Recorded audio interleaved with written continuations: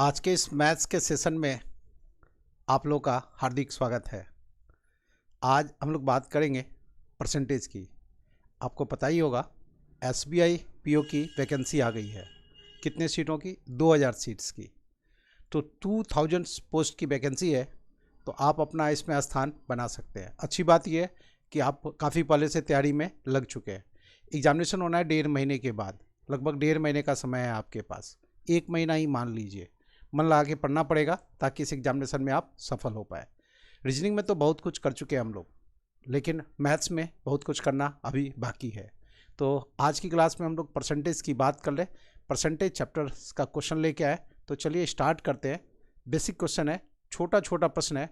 आपको पता है कि यदि आप परसेंटेज ठीक कर लेते हैं तो इसका फ़ायदा आपको डाटा इंटरप्रिटेशन के प्रश्नों में मिलेगा। परसेंटेज ठीक कर लेते हैं तो इससे रिलेटेड जो 1% डाटा सफिशेंसी का आता है वो बना सकेंगे। परसेंटेज ठीक कर लेंगे तो इससे percentage, profit loss, simple interest, compound interest, instalment, इन चैप्टर्स के प्रश्नों में आपको काफ़ी मदद मिलेगी। तो चलिए तैयार हो जाइए, कॉपी पेन पेंसिल निकाल लें और क्वेश्चन में लग जाते हैं। परसेंटेज, ये जो असाइनमेंट है जो स्क्रीन पर दिख रहा है आपको, ये आपके ग्रुप पर भेजा जा चुका है। आप वहाँ से भी इसको बना सकते हैं, ठीक है। अच्छा, हर्षित जी फॉर्म नहीं भर पाएंगे, कोई नहीं, लेकिन तैयारी कर लीजिए। आप फॉर्म बेशक नहीं भर पा रहे, लेकिन आप ये सोच के पढ़िए कि मुझे भी एग्ज़ाम देना है, तो इसी बहाने तैयारी हो जाएगी। वो आगे तो आपको काम देगा ही। कोई भी फॉर्म यदि मान लीजिए आप एलिजिबल नहीं भी है, तो आप ये सोच के पढ़िए कि जो रियल कैंडिडेट जैसे पढ़ता है वैसे पढ़िए, तो इससे आपकी तैयारी अच्छी हो जाएगी, ठीक है। बेशक आपको बाद में देना हो एग्ज़ाम, लेकिन तैयारी पहले कर लेते हैं तो ज़्यादा अच्छी बात है। चलिए, क्वेश्चंस आपके स्क्रीन पर दिख रहा है, तो मेंटली प्रिपेयर हो जाएं परसेंटेज के प्रश्न के लिए। बहुत छोटा छोटा प्रश्न है।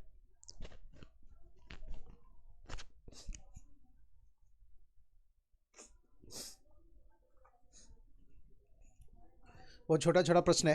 क्वेश्चन नंबर 1 में है, what percentage is equivalent to 3/4। 3/4 को परसेंटेज में कन्वर्ट करना है। 3/4 एक फ्रैक्शन है, इसे परसेंटेज में कन्वर्ट करना है। क्वेश्चन नंबर 1, 3/4 एक फ्रैक्शन है, इसे परसेंटेज में कन्वर्ट करना है। किसी भी फ्रैक्शन को परसेंटेज में कन्वर्ट करना है तो आप क्या करेंगे? बस इतना, 100 से मल्टीप्लाई करेंगे। किसी भी फ्रैक्शन को परसेंटेज में कन्वर्ट करना है तो क्या करेंगे? 100 से मल्टीप्लाई करेंगे। तो 3/4 मल्टीप्लाई बाय 100 तो 75% हो गया। और ध्यान में भी रखना है, 3/4 जहाँ भी आया मतलब 75%। किसी भी फिगर का 3/4 का मतलब होगा 75%। ऐसे ही मान लीजिए आपसे कहा गया कि 1/3 को परसेंटेज में कन्वर्ट करें, तो 1/3 मल्टीप्लाई बाय 100 तो 100 डिवाइडेड बाई 3। तो 100 डिवाइडेड बाई 3 का मतलब क्या? 33 एंड 1/3%। तो ये ध्यान में भी रखना है कि 1/3 का मतलब होता है 33 एंड 1/3%। 2/3 को परसेंटेज में कन्वर्ट करना है, तो 2/3 मल्टीप्लाई बाय 100 मतलब 200/3। 200/3 का मतलब हो गया 66 एंड 2/3%। 66 एंड 2/3%। वैसे भी जब 1/3 बराबर है 33 एंड 1/3%, तो 2/3 का मतलब क्या? इसका डबल कर दें, इसका डबल यही हो गया 66 एंड 2/3%। मान लीजिए आपसे कहा गया कि 4/7 एक फ्रैक्शन है, इसको परसेंटेज में कन्वर्ट करें, तो 4/7 multiply by 100, 400/7। 7 into 5 35, 5 7 into 7 49, 1/7%। 57 and 1/7%। 1/7%, 1/7 को परसेंटेज में कन्वर्ट करें। 1/7 एक फ्रैक्शन है, इसको परसेंटेज में कन्वर्ट करना है, तो 100/7। 100/7 का मतलब हो गया 14 इंटू 7 98 होता है, तो 14 एंड 2/7%। यह है क्वेश्चन नंबर 1, जिसमें आप क्या सीखे? किसी भी फ्रैक्शन को यदि परसेंटेज में कन्वर्ट करना है तो हम क्या करेंगे? उस फ्रैक्शन में, वो जो फ्रैक्शन है p/q के रूप में, उसको मल्टीप्लाई करेंगे 100 से, तो जो रिजल्ट है वो किस में होगा? परसेंट में आ जाएगा। q में इतना तो 100 में कितना, पर 100 बताना होता है, तो इसलिए 100 से गुना करते हैं। अब आप क्वेश्चन नंबर 2 में आ जाइए, दूसरे प्रश्न में आ जाए।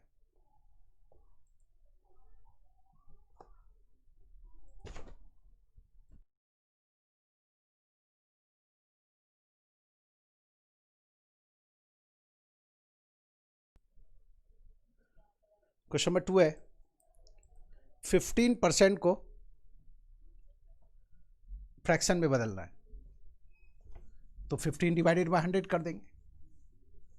किसी भी परसेंट को फ्रैक्शन में बदलने के लिए क्या करेंगे, उसको डिवाइड कर देंगे 100 से। देखिए आप क्वेश्चन नंबर 2 में क्या सीखना है, क्वेश्चन नंबर 2 में सीखना है कि परसेंट से फ्रैक्शन में कन्वर्ट कैसे करना है, परसेंट से फ्रैक्शन में कन्वर्ट कैसे करेंगे।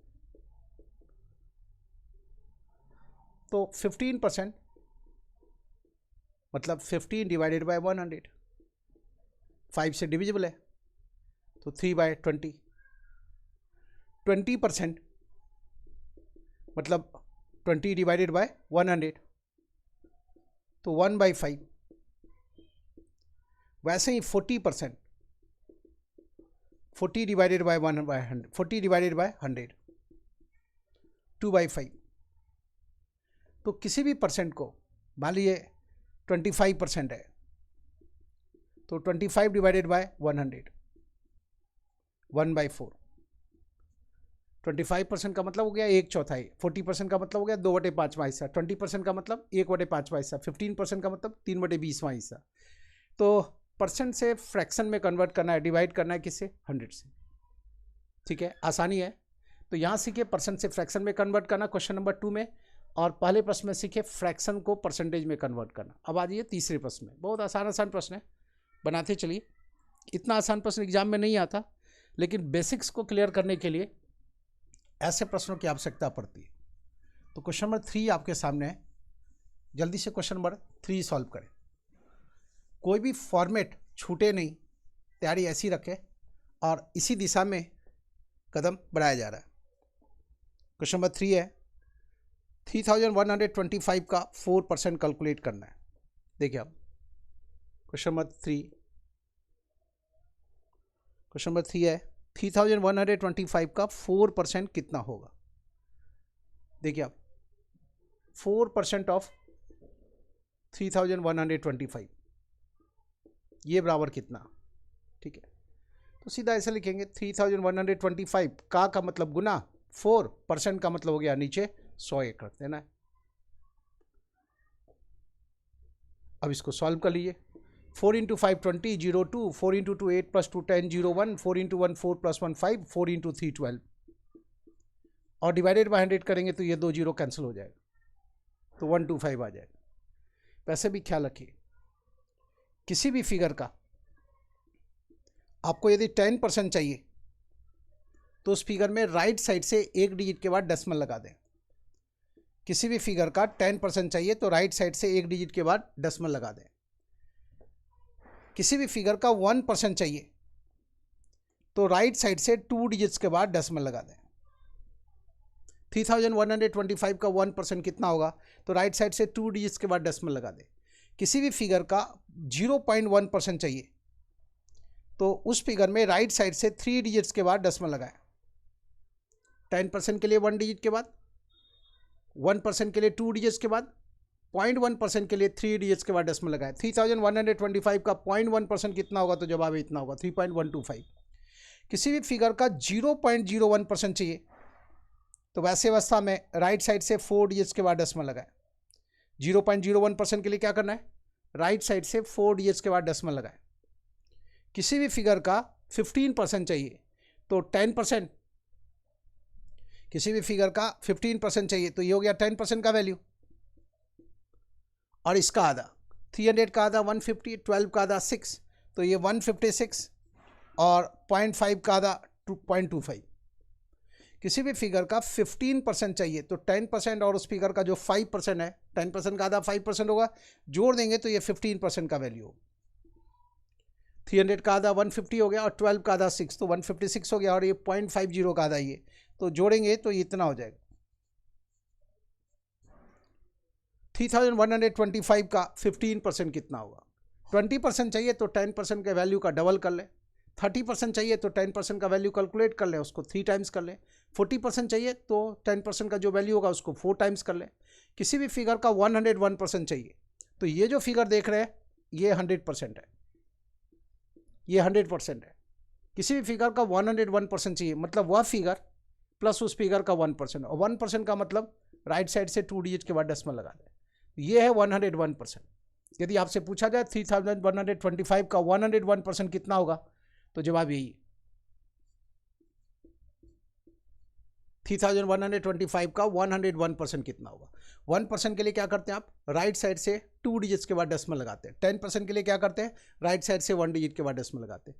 तो इसकी जरूरत पड़ती है, मान लीजिए 201% चाहिए, तो किसी भी फिगर का 201% चाहिए, तो 3125 का 201% चाहिए, तो 2 बार 3125 जोड़े तो 200% हो गया। 200% का मतलब होता है 2 गुना, और 1% चाहिए तो फिर 31.25 और जोड़ देंगे तो ये हो गया 201%।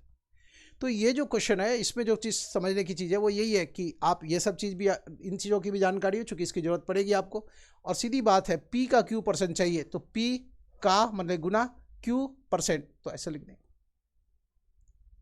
क्यू का पी परसेंट चाहिए तो क्या लिखेंगे, क्यू का मतलब गुना, पी और परसेंट लिख देंगे। ध्यान रहे, पी का क्यू परसेंट कैलकुलेट करना हो या क्यू का पी परसेंट कैलकुलेट करना हो, बात एक ही है। 25 का 35% या 35 का 25% वैल्यू सेम होगा, तो इसका भी ख्याल रखना पड़ेगा। कभी कई बार क्या होता है, कन्वर्ट करने की जरूरत पड़ जाती है, तो 25 का 75% की जगह 75 का 25% कैलकुलेट कर देते हैं, तो काम आसान हो जाता है। तो ये कन्वर्जन आपको ध्यान में रखना है कि P का Q परसेंट, ये बात बराबर है Q का P परसेंट के। क्वेश्चन नंबर 3 का जवाब मिल गया। क्वेश्चन नंबर 4 में आ जाइए, चौथे प्रश्न में आ जाए, क्वेश्चन नंबर 4 में आ जाए। बच्चों का मैसेज देखते जाइएगा।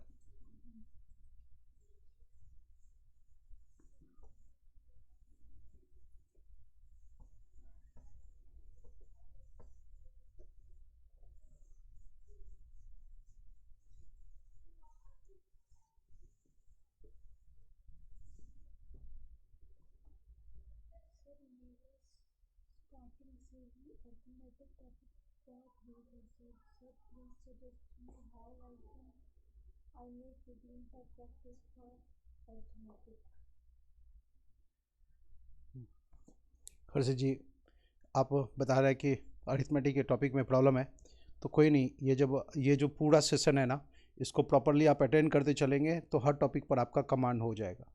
तो हर एक प्रश्न के साथ जो कुछ भी आपको सिखाया जाता है उसको ठीक से समझते चलिए, विश्वास रखिए, अरिथमेटिक में कहीं कोई दिक्कत नहीं आएगी। ठीक है, इसकी तो हम गारंटी लेते हैं। हाँ, क्वेश्चन नंबर 4 में 60% ऑफ वाट नंबर इज 30। किसी नंबर का 60% जो है वो 30 है। क्वेश्चन नंबर 4 में है, ये है ना 60%, 50%, 60% ऑफ वाट नंबर इज 30। देखिए, मान लीजिए नंबर है x, तो 60% ऑफ x बराबर है 30, और हमें क्या चाहिए, x का ही वैल्यू चाहिए। पूरा पूरा x कितना, तो 100% ऑफ x कितना, प्रश्न ये है। x का 60% है 30, तो x का 1% होगा इतना, x का 1% होगा इतना, 1% ऑफ x होगा इतना। पूरा पूरा x सही है, तो पूरा पूरा का मतलब हो गया 100% ऑफ x। पूरा पूरा का मतलब 100%, 100% ऑफ x सही है। तो किसी भी नंबर का 60% यदि 30 है तो उस नंबर का 1% हो गया इतना। पूरा पूरा हुआ नंबर कितना, 100% कितना। सॉल्व करेंगे तो रिजल्ट आ जाएगा 50। तो इस प्रश्न के लिए जो जरूरी रफ वर्क है वो इतना सही है, इतना सही है। इतनी बात नहीं लिखेंगे, सीधा यही लिखेंगे, किसी नंबर का 60% है 30, तो जैसे ही इस 30 में 60 से डिवाइड किए तो उस नंबर का 1% जान गए, उस नंबर का 1% जान गए। यदि वो नंबर x है ना, तो x का 1% है इतना। पूरा पूरा x सही है तो 100 से गुना कर दिए। तो इस प्रश्न के जवाब के लिए बस इतना सा कैलकुलेशन काफ़ी था। किसी नंबर का 60% है 30, तो उस नंबर का 1% हो गया इतना। पूरा पूरा वो नंबर कितना, पूरा पूरा का मतलब 100% कितना। सॉल्व करेंगे तो जवाब आ जाएगा 50। तो इतना सा रफ वर्क करके आप इस प्रश्न का जवाब दे सकते हैं। ठीक है, वैसे ख्याल रखिए, किसी भी नंबर का आपको p% पता है और 100% चाहिए, तो किसी भी नंबर का p% पता है और 100% चाहिए तो p से भाग देना है, 100 से गुना करेंगे। किसी भी नंबर का आपको p% पता हो और q% चाहिए तो p से भाग देंगे और q से गुना करेंगे। किसी नंबर का p परसेंट पता हो आपको, q परसेंट चाहिए तो p से भाग देंगे और q से गुना करेंगे। यहाँ पर प्रश्न क्या है, किसी नंबर का हमें 60% पता है, उस नंबर का हमें 100% चाहिए। तो किसी भी नंबर का जब 60% पता है आपको और 100% चाहिए तो आप 60 से डिवाइड करेंगे और 100 से गुना करेंगे, तो सीधा ये ऑपरेशन होगा। ये सब चीज़ सोचने की ज़रूरत नहीं है, शुरू के दिनों में ऐसा सोच लीजिए, लेकिन फाइनली जो आपको रेफर करना है वो ऐसा ही करना है। किसी भी नंबर का 60% पता, 100% चाहिए तो 60 से डिवाइड करेंगे और 100 से गुना करेंगे। ख्याल रखें, किसी भी नंबर का p परसेंट पता है हमें, q परसेंट चाहिए तो p से भाग देंगे और q से गुना करेंगे। किसी भी नंबर का q परसेंट पता है और p परसेंट चाहिए तो q से भाग देंगे और p से गुना करेंगे। ये था क्वेश्चन नंबर 4 का जवाब। क्वेश्चन नंबर 5 में आ जाइए। क्वेश्चन नंबर 5 देखिए, जब आप लोग DI वगैरह का इतना कठिन कठिन प्रश्न बनाए हैं तो ऐसे प्रश्नों में आपको दिक्कत नहीं होगी। जब DI का प्रश्न आप बना सकते हैं, जब मैथमेटिकल पजल बना सकते हैं, जब कैसलेट्स बना सकते हैं आप बड़ा बड़ा, तो इन प्रश्नों में दिक्कत नहीं होगी। लेकिन जो मैथमेटिकल पजल का 200 क्वेश्चन आपको दिया गया है ना, उसको बना जरूर जाए। जो भी टास्क दिया जाता है उसको अधूरा ना छोड़े, उसको पूरा करते जाए। एग्जामिनेशन में आपकी स्थिति मजबूत तभी होगी जब आप टास्क को पूरा करते रहेंगे। क्वेश्चन नंबर 5 देखिए आप, 12 and 1/2 69 2/3 का कितना परसेंट है। क्वेश्चन नंबर 5 में हम लोग, प्रश्न है क्वेश्चन नंबर 5 में 12 and 1/2 69 2/3 का कितना परसेंट है। 12 and 1/2 किसका, 69 2/3 का कितना परसेंट है। 12 and 1/2 69 2/3 का कितना परसेंट है, ऐसे लिखेंगे। अब इतना बराबर हो गया, इसको आप लिख सकते हैं 25/2 और इसको लिख सकते हैं आप 50/3 का कितना परसेंट है। इसी चीज को फिर आप ऐसे लिख सकते हैं 25/2 50/3 का कितना परसेंट है। सॉल्व करेंगे तो ये 2 और 50 गुना करके 100 हो जाएगा, ये 100 कैंसिल हो जाएगा, बच जाएगा 75%। अब आप सीधा यही लिखने की कोशिश करें, प्रश्न पढ़ के सीधा ही। यदि आपसे कहा जाए p/q r/s का कितना परसेंट है तो आप ऐसे लिखें p/q किसका, r/s का, ऐसे चले कितना परसेंट है। यदि आपसे कहा जाए p/q r/s का कितना परसेंट है तो ऐसे चलना है आपको, p/q किसका, r/s का, तो सीधा यहां लिखे r/s का कितना परसेंट है। m/n x/y का कितना परसेंट है, m/n x/y का कितना परसेंट है, तो ऐसे लिखेंगे m/n x/y का कितना परसेंट है। फिर से लिख के देखिए आप, p/q r/s का कितना परसेंट है। क्योंकि इसके बाद ये ऐसा स्टेप आएगा, ऐसा स्टेप के बाद ये ऐसा ही आएगा, तो क्यों ना सीधा ऐसा ही लिखने की कोशिश करें। तो 25/2 50/3 का कितना परसेंट है, तो कैसे लिखना था, 25/2 किसका, 50/3 का कितना परसेंट है। तो ये और ये कैंसिल हो गया, 75% है, ये आंसर हो जाए। ठीक है, तो ऐसे आराम से लिख सकते थे। आपको याद है, आपको बताया जा चुका है पहले ही, यदि आपको लिखना हो PQ का कितना परसेंट है तो ऐसे लिखेंगे PQ का कितना परसेंट है। ठीक है, अगले क्वेश्चन में आ जाइए।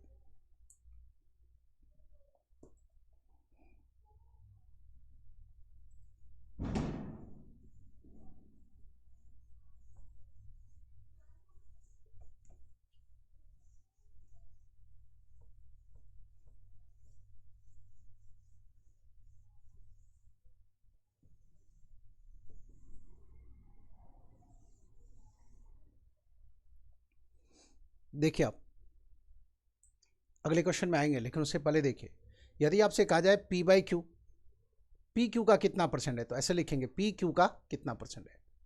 जिसके रिस्पेक्ट में देखना होता है, जिससे कंपेयर करना होता है, उसको लाइन के नीचे लिखते हैं। पहले भी बताएं, उसको फिर दोहरा रहा है क्योंकि आगे भी जरूरत पड़ेगी। QP का कितना परसेंट है, ऐसे लिखेंगे QP का कितना परसेंट है। P और Q का सम, R और S के सम का कितना परसेंट है। P और Q का सम, R और S के सम का कितना प्रतिशत है। P और Q का सम,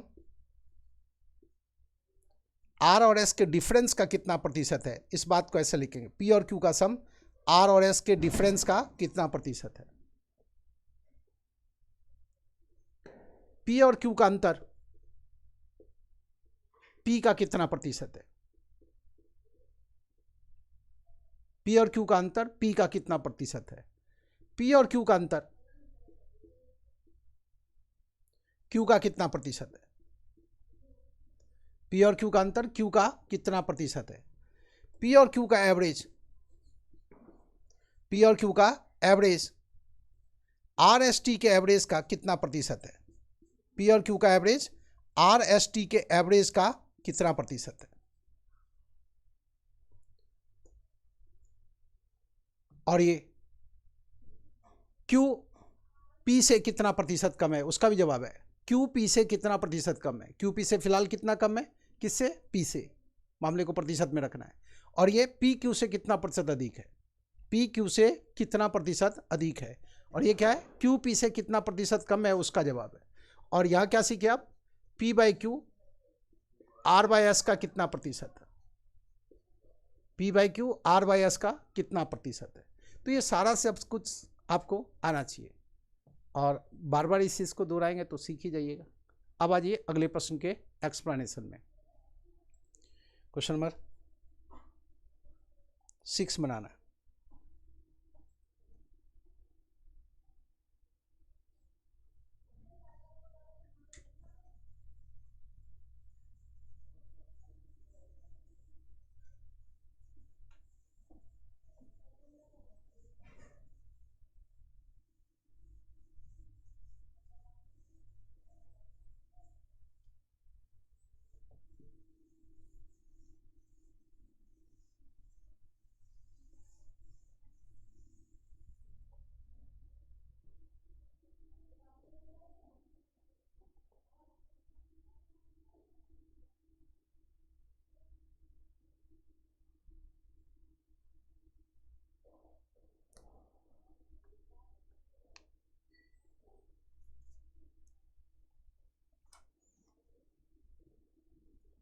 क्वेश्चन नंबर 6 बनाना है। देखिए आप, किसी नंबर का 44% पता है आपको, 64% बताना है। क्वेश्चन नंबर 6 में किसी नंबर का 44% पता है आपको, 275 है, और प्रश्न है 64% कितना होगा। तो क्या करना है, 44 से डिवाइड करेंगे और 64 से गुना करेंगे।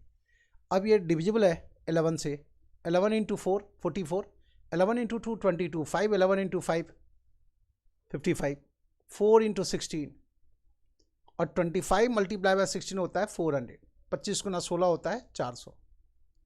किसी नंबर का 44% पता है आपको, तो जैसे ही आप 44 से डिवाइड किए तो उस नंबर का 1% जान गए।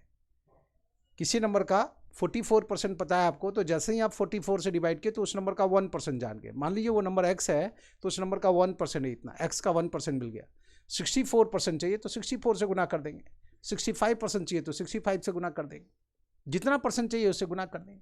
इसी को सॉल्व करेंगे तो ये 400 आ जाएगा। और देखिए आप 25 इंटू 16, 25 इंटू 16 कितना होता है 400, 25 गुना 10 250 होता है, और 25 गुना 6 150, 250 150 जोड़ेंगे तो 400 हो जाएगा। क्वेश्चन नंबर 6 का जवाब था। क्वेश्चन नंबर 7 देखिए, 7वां प्रश्न,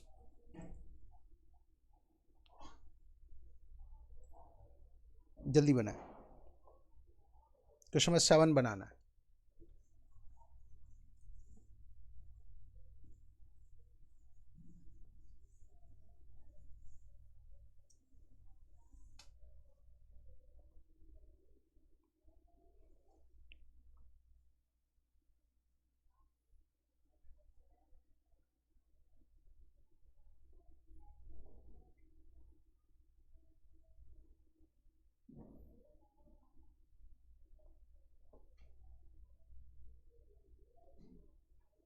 क्वेश्चन नंबर 7 पढ़ लिए।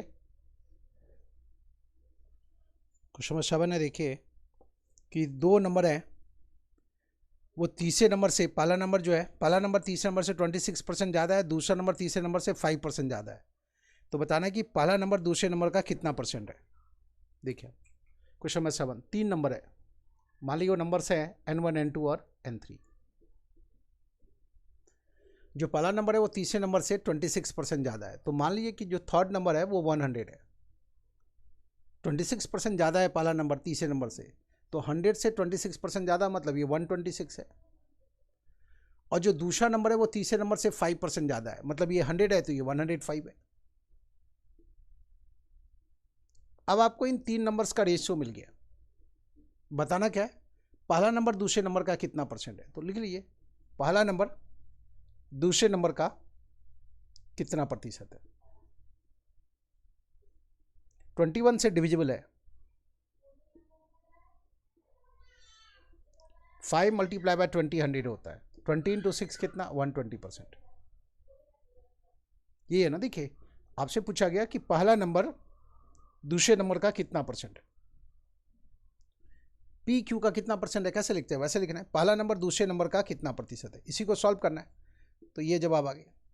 प्रश्न के को पढ़ने के बाद जो आपको रेफर करना है वो इतना सही रेफर करना है, इसी रेफर की आवश्यकता है बस। इसको सॉल्व किए तो 120% आ गया। पहला नंबर तीसरे नंबर से 26% ज़्यादा है लिखा हुआ इसलिए ये 100 लिखे, 126 लिखे। लिखा होता पहला नंबर तीसरे नंबर से 26% कम है तो यहाँ 100 माइनस 26 लिखे होते, मतलब 74 लिखे होते। पहला नंबर यदि तीसरे नंबर से 26% कम है ऐसा होता तो ये 100 तो ये 74 लिखे होते। यदि पहला नंबर तीसरे नंबर का 26% है ऐसा लिखा होता तो ये 100 तो ये 26 ही लिखते। तो 26% है, 26% ज़्यादा है और 26% कम है, तीनों अलग अलग चीज़ है। तो जैसा कहा गया वैसा लिख दीजिए और प्रश्न का जवाब दीजिए। तो इस प्रश्न के जवाब के लिए जो आवश्यक रेफर है वो इतना सही है। 7 का जवाब था। 8 में आ जाइए, क्वेश्चन नंबर 8 देखिए। क्वेश्चन नंबर 8 में है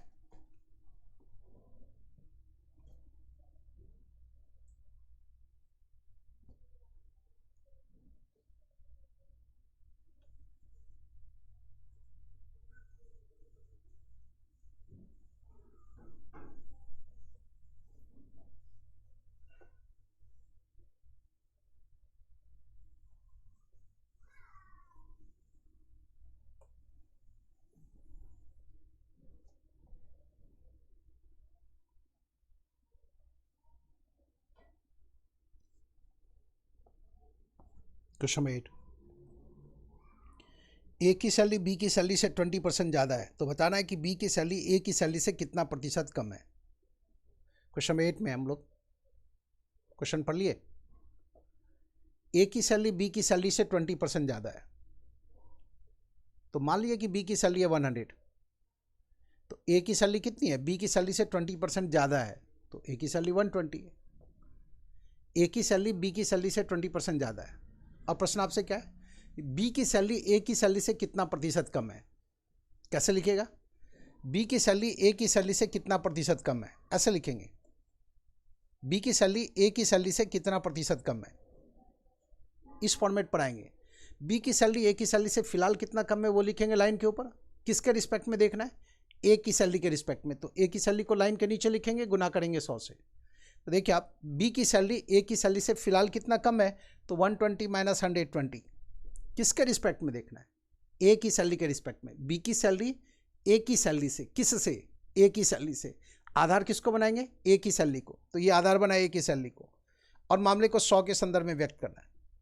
बी की सैलरी ए की सैलरी से कितना प्रतिशत कम है, तो 100/6 हो गया। 100/6 का मतलब 50/3, सॉल्व करेंगे। 100/6 मतलब 50/3, 50/3 का मतलब 16 एंड 2/3%। तो ये ध्यान में रखना है कि 50/3 का मतलब होता है 16.2/3%।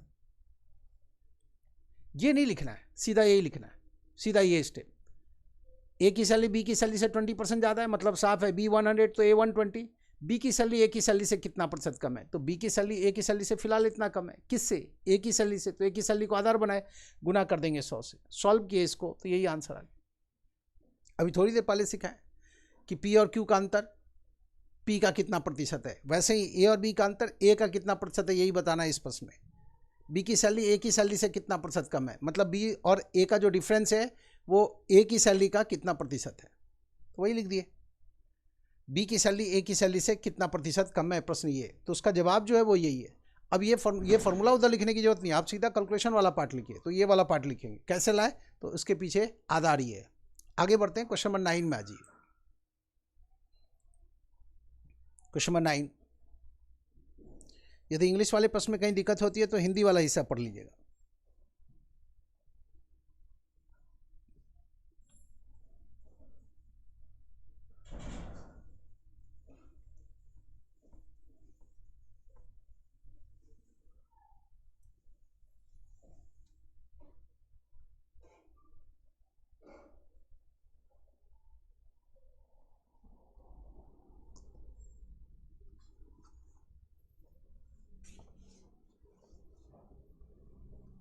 क्वेश्चन नंबर 9 सॉल्व कीजिए।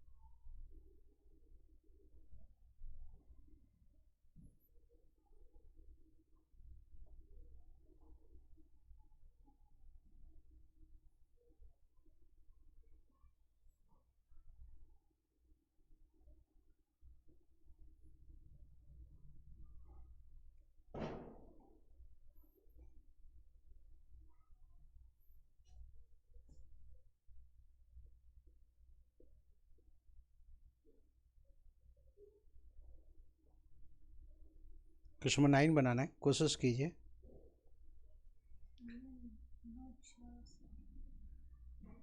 आप जवाब दे रहे हैं, श्योर नहीं है। 16 ये पिछले प्रश्न का जवाब है। अच्छा चलिए देखिए, आप ये सारा सब कुछ जो सिखाया जा रहा है बड़े बड़े प्रश्नों को सॉल्व करने में काफ़ी हेल्पफुल होगा, तो इन सारी चीज़ों को सीखते जाना है। एक्स बाई वाई एक फ्रैक्शन है, इसके न्यूमेटर किसको बोलते हैं? लाइन के ऊपर जो फिगर होता है वो, लाइन के नीचे जो फिगर होता है वो डिनोमिनेटर कहलाता है। इसके न्यूमेटर को 200% बढ़ा दें और डिनोमिनेटर को 300% बढ़ा दें तो फ्रैक्शन हो जाता है 11/12। तो बताना है एक्स बाई वाई का वैल्यू क्या है। ठीक है, कैसे चलेंगे वो देखिए आप।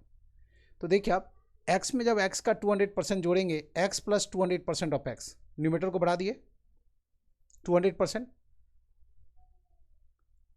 डिवाइडेड बाय y में y का 300% जोड़ दें,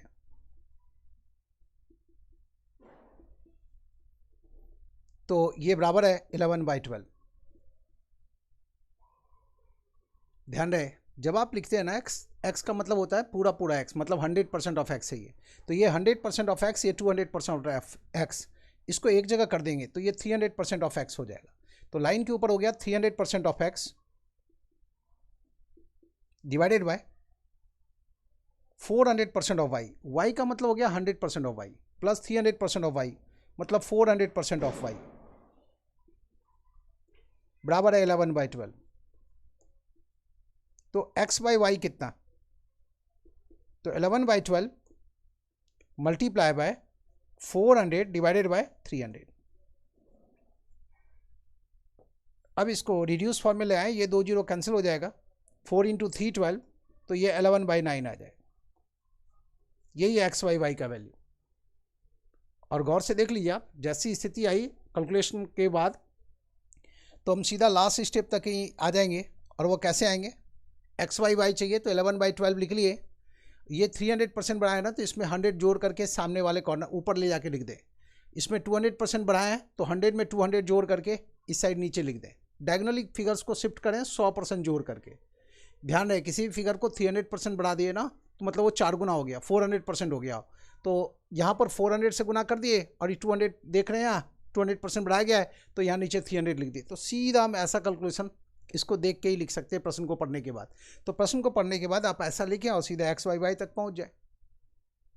एक्स बाई वाई एक फ्रैक्शन है, न्यूमेटर को 200% बढ़ाए, मतलब एक्स में एक्स का 200% जोड़े। ध्यान रहे, एक्स का मतलब होता है 100% ऑफ एक्स। जब भी आप एक्स लिखते हैं ना, मतलब पूरा पूरा एक्स है, पूरा पूरा एक्स मतलब 100% है एक्स का। 100% of x plus 200% of x को एक जगह कंबाइन कर देंगे तो 300% ऑफ एक्स हो गया। वाई मतलब 100% of Y plus 300% of Y को एक जगह कंबाइन कर देंगे तो ये 400% ऑफ वाई हो गया। और ये बराबर 11/12। तो हमें क्या चाहिए? एक्स बाई वाई चाहिए। ये परसेंट कैंसिल हो गया, ये 400 को उठा के इधर ले आए ऊपर की तरफ और ये 300 चला गया नीचे की तरफ। तो सीधा हमारा कैलकुलेशन का जो स्वरूप है वो ऐसा हो जाएगा और आंसर आ जाएगा कितना? 11/9। अब दिए गए ऑप्शन में देखें कि 11/9 किस ऑप्शन में लिखा हुआ है या नहीं। तो छोटा सा लिखा हुआ है, उसमें 11/9 ढूंढिए, नहीं है तो आंसर हो गया नन ऑफ दीज। आंसर हो गया none of these.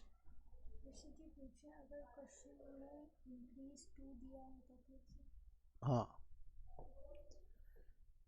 Increase to का मतलब हो गया अलग चीज़ हो गया, इंक्रीज बाय का मतलब हो गया ये जो देख रहे हैं आप क्वेश्चन यहाँ पर जो दिया हुआ है जनरली जो क्वेश्चन लिखा होता है कि वो उसमें लिखा होता है इंक्रीज बाय, इंक्रीज टू नहीं। इंक्रीज टू का मतलब हो गया कि वो उसको 10% पर ले जाके रोक दिए, ठीक है। ये तो इंक्रीज बाय 200%, मतलब उसको बढ़ाएं आप। किसी भी चीज़ को आप इंक्रीज करेंगे तो आपको उसको लगाना होगा इंक्रीज बाय इतना %, तो ये 100 में जोड़ देना होगा। यदि लगा दिए 2 ना, तो उसका मतलब हो गया यदि आप किसी फिगर को 20% तक पहुंचा दिए, मतलब पहले 18% था वो किसी फिगर का, आप उसको बढ़ा दिए 20% तक, तो इंक्रीज टू का जो सेंस होता है वो अलग हो जाता है। यहाँ पर जो सेंस जनरली ऐसे मामले में लिखा होता है वो क्या लिखा होता है, इंक्रीज बाय, ठीक है। क्वेश्चन नंबर 9 का जवाब दे रहे थे। क्वेश्चन नंबर 10 में आ जाइए।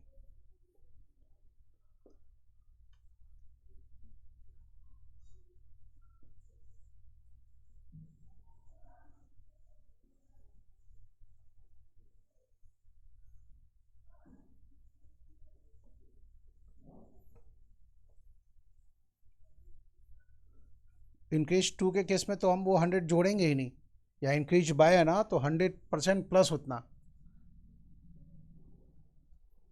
इंक्रीज टू में वो 100 नहीं जोड़ सकते हम। इंक्रीज बाय लिखा हुआ है तो 100% प्लस इतना। इंक्रीज बाय 40% का मतलब पिछले फिगर का 140%। इंक्रीज टू 40% मतलब पहले वो 30% था, उसको बढ़ा के 40% जो भी कर दिए, उसमें 100 नहीं जुटेगा। क्वेश्चन नंबर 10 में आ जाइए। The price of 1 kg of rice is increase by 25%, the increase amount is ₹12। Find the new price of rice पर kg। देखिए आप, ये जो 12 रुपीज़ है ना, पुराने वाले प्राइस का 25% है। क्वेश्चन नंबर 10 में हम लोग, क्वेश्चन नंबर 10 देखिए आप, पुराने वाले प्राइस का कितना 25% दिया हुआ है ना, वो है ₹12। मान लीजिए पुराना वाला प्राइस है ₹X पर kg, ये है ओल्ड प्राइस ₹X पर kg, ये ओल्ड प्राइस। जब आप इसको 25% बढ़ा देंगे तो न्यू प्राइस कितना होगा, न्यू प्राइस कितना होगा 125% ऑफ X, इतना रुपया पर kg, 125% ऑफ X, इतना रुपया पर kg। किसी भी फिगर को 25% बढ़ाएंगे तो पिछले फिगर का 125% हो जाएगा। देखिए X है ना, मतलब 100% ऑफ X था, 25% बढ़ा दिए तो 125% ऑफ X हो गया। अब आपको ये चीज़ यहाँ पर पता है कि 25% ऑफ X बराबर है 12, ये प्रश्न में दिया हुआ है, और बताना क्या है आपको 125% ऑफ X की जो नई कीमत है वो यही है। किसी भी फिगर का 25% आपको पता हो और 125% चाहिए तो 25 से डिवाइड करेंगे और 125 से गुना करेंगे। तो जो आवश्यक रफ फर्क है इस प्रश्न के लिए वो इतना सही है। किसी भी फिगर का 25% पता है आपको और नई कीमत चाहिए, मतलब 125% चाहिए, तो 25% पता है और 125% चाहिए, तो 25 से डिवाइड करेंगे और 125 से गुना करेंगे, सॉल्व करेंगे तो ये हो जाएगा 60 रुपीज़। यही आंसर क्वेश्चन नंबर 10 का जवाब। तो जो रफ फर्क आवश्यक है वो यही लिखना है आपको, लेकिन उससे पीछे की जो हमारी सोच होती है वो ये सारा चीज़ है कि पुराना प्राइस यदि ₹100 पर kg है, 25% रेट बढ़ गया तो नया प्राइस इतना हो गया, घट गया होता 25% रेट तो 75% ऑफ X हो गया होता। फिलहाल 25% ऑफ X इतना है तो 125% ऑफ X सी।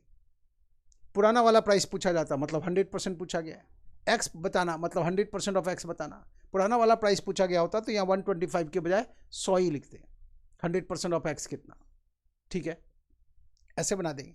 तो जो आवश्यक रफ फर्क है वो ध्यान में रखिए, इतना सही कैलकुलेशन करेंगे। एक A4 साइज में आराम से 35 क्वेश्चन का रफ फर्क हो सकता है। A4 साइज का पेपर समझ रहे हैं, जो फोटोकॉपी वाले लोग इस्तेमाल करते हैं, उस एक पेपर में एक ही साइड की बात कर रहे हैं, ये पूरा 35 क्वेश्चंस का रफ वर्क आराम से उसमें एडजस्ट हो सकता है। और अच्छी तैयारी हो जाएगी, या आप कह सकते हैं कि बहुत अच्छी तैयारी के केस में जो रफ वर्क है उसके आधे पेज में सिमट के रह जाएगा। जैसे जैसे तैयारी अच्छी होगी आपका रफ वर्क रिड्यूस होता है। शुरू के दिनों में मान लीजिए आप बना रहे हैं तो इतना लिख रहे हैं, बाद के दिनों में आप ये सोचेंगे कि 25% पता है आपको, 125% चाहिए, तो 125 25 का 5 गुना है, तो इस प्रश्न के जवाब में, क्वेश्चन नंबर 10 के जवाब में फिर आप इतना ही लिखना पसंद करेंगे। फिर आपसे कोई पूछे कि क्यों लिखेंगे इतना, तो आप कहेंगे कि 25% पता है, मैं 125% चाहिए, तो 5 गुना होगा इसका। 25% ये है, इसका 125% कितना होगा, तो इसका 5 गुना होगा। तो जो रफ वर्क है शुरू के दिनों में मान लीजिए इतना था, बाद के दिनों में इतना हो गया, और आगे जब अच्छी तैयारी हो जाएगी तो इतना ही हो जाएगा। और इतना भी क्या, इतना तो आप मेंटली कैलकुलेट कर सकते हैं, समझ रहे हैं। तो इसलिए कई प्रश्नों का जो रफ वर्क है वो तो दिखाई नहीं देता है, जो कैंडिडेट है उसके रफ शीट पर वो दिखाई नहीं देगा। क्यों? क्योंकि उतना मेंटली कैलकुलेट कर लेते हैं लोग। लेकिन क्या है, निरंतर लगे रहना होता है। क्वेश्चन नंबर 10 का जवाब मिल गया। और ये पूरा प्रोसेस है, एंटायर प्रोसेस की बात करें, ये प्रोसेस क्यों सिखा रहे हैं? सीधे ये रट्टा मारने से काम नहीं चलेगा, आपको ये समझना पड़ेगा कि आया कैसे। मान लीजिए यहाँ पर 126 पूछा जाता कि बताएं कि पुराने वाली कीमत का 126% कितना होगा, तो पुराने वाली कीमत का 126% चाहिए, तो यहाँ 126 से गुना कर देते। मान लीजिए पूछा जाता पुराने वाली कीमत को यदि हम 30%, पुरानी वाली कीमत को यदि हम 30% बढ़ा दें तो वैसी अवस्था में कितनी होगी, तो पुरानी वाली कीमत को यदि 30% बढ़ाएंगे तो नई कीमत होगी पुरानी वाली कीमत का 130%, मतलब 130% चाहिए, 130% का जवाब ढूंढना होता, फिर 130 से गुना कर दें। ख्याल रखिए, पुरानी वाली कीमत का 1% आपको यहाँ दिख रहा है, अब पुरानी वाली कीमत का आपको जितना परसेंट चाहिए उतना से यहाँ गुना कर देना। और फिर कैलकुलेशन में महारत हासिल होनी चाहिए। टाइम कैलकुलेशन में जाता है। टाइम कहाँ कहाँ जाता है? प्रश्न को पढ़ने में, प्रश्न के लिए जो प्रोसेस है उसको अपनाने में, ठीक है। प्रश्न को जितना कम से कम स्टेप में सॉल्व करेंगे उतना कम टाइम लगेगा। और फिर लास्ट में टाइम जाता है कैलकुलेशन में। साथ ही साथ आपको क्या करना है, इन वन गो आपको पेपर सॉल्व करने आना चाहिए। इंग्लिश का पेपर 30 क्वेश्चन, फिर उसके बाद मैथ्स 35 क्वेश्चन, उसके बाद रीजनिंग का 35 क्वेश्चन, इन गो मतलब एक सिटिंग में ये सब चीज़ सॉल्व करना है आपको 60 मिनट्स के अंदर। तो टाइम के अनुसार भी प्रैक्टिस करने की एक आदत सी होनी चाहिए। चलिए अगले प्रश्न में चलते हैं। क्वेश्चन नंबर 10 का जवाब था। 11 क्वेश्चन में आ जाइए, 11 नंबर प्रश्न में है। बीच बीच में पटाखे की आवाज़ भी आपको सुनाई देगी, चूँकि दीपावली बीत चुका है, लेकिन कई बच्चों का जो पटाखे का स्टॉक है वो अभी भी बना हुआ है। तो कोशिश तुम्हारी होती है कि साउंड फिल्टर कराएं, लेकिन फिर भी पटाखे की जो धमक है वो आप तक पहुंच ही जाती। तो दीपावली का भी आनंद लेते चले इस पटाखे के शोरगुल के बीच में, और पढ़ाई भी करते रहें। क्वेश्चन नंबर 11 बनाना है। स्क्रीन पर क्वेश्चन नंबर 11 दिख रहा है।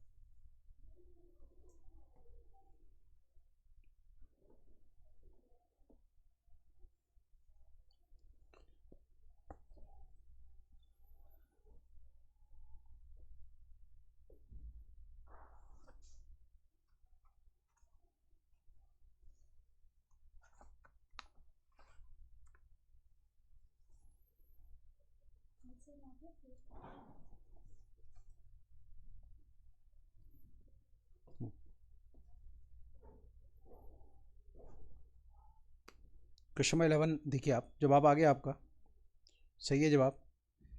राहुल अपनी इनकम का 50% खर्च करता है हाउस होल्ड आइटम्स पर, 20% खर्च करता है बाइंग क्लॉथ्स पर, 5% खर्च करता है मेडिसिन पर, और जो बाकी अमाउंट है वो बचा लेता है। तो 50, 20 और 5 को ऐड कर दें तो आप कह सकते हैं कि राहुल अपने मंथली इनकम का 75% खर्च कर लेता है। तो बचाया कितना? अपने मंथली इनकम का 25%। अब जब उसके मंथली इनकम का 25% इतना है तो 100% कितना होगा? तो 4 से गुना कर देंगे। तो 11,250 को 4 से गुना कर देंगे तो हमें हमारा आंसर मिल जाएगा। ठीक है, क्वेश्चन नंबर 11 देखिए। पहले वाले पर्पस में अपने इनकम का 50% खर्च करता है। दूसरे वाले पर्पस में, मान लीजिए दूसरा वाला पर्पस है भी, अपने इनकम का 20% खर्च करता है।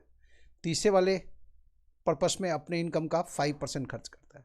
इन सबको ऐड कर दें तो आप कह सकते हैं अपने इनकम का वो 75% इन 3 पर्पसेस में खर्च कर देता है, बाकी वो बचा लेता है। तो 100 में से 75 घटाएंगे, कितना बचा? 25%। अब आपको पता चला कि उसके इनकम का 25% जो है वो है 11,250, और 25% का मतलब होता है 1/4। तो किसी भी चीज़ का 1/4 पता चल गया तो इनकम कितना है नहीं पता चल जाएगा। 4 से गुना कर देंगे। पूरा इनकम चाहिए। पूरा का मतलब होता है 100%। पूरा का इनकम का मतलब होता है 100%। तो 11,250 में 25 से डिवाइड करेंगे और 100 से गुना करेंगे,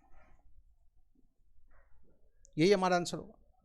सॉल्व करेंगे तो 45,000 हो गए, 45,000 रुपये, यही आंसर है। तो जो आवश्यक रफर है इस प्रश्न के लिए वो इतना सही है, या कहें और भी आप इसको रिड्यूस कर सकते हैं कि इस प्रश्न का जो रफर होगा 11,250 को गुना करना है किससे, 4 से। 11 गुना 4 44,000 हो गया, और 250 गुना 4 1,000 और, तो 44 और 1,000 और 1,000 और, तो 45,000 हो गया। इतना ही तो करना है।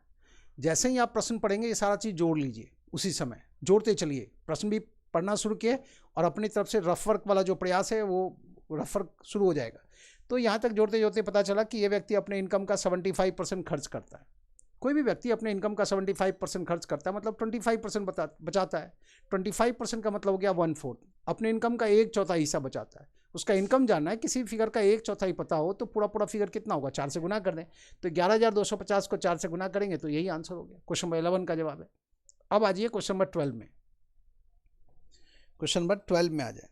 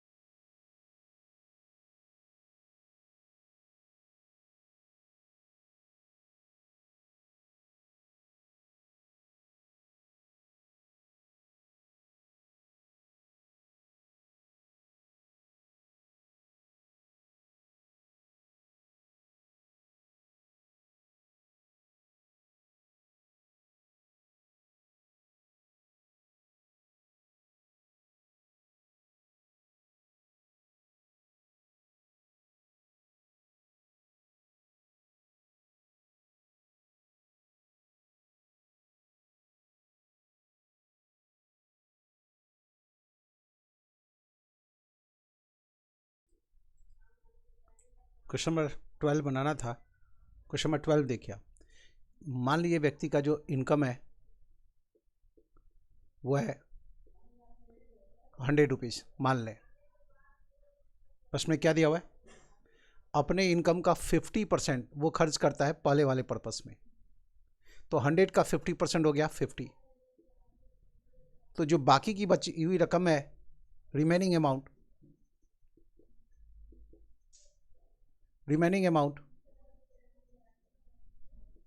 वो हो गया कितना, 50। और फिर क्या दिया हुआ है, रिमेनिंग अमाउंट का वो 20% खर्च करता है पर्पस बी में। तो 50 का 20% कितना, 10।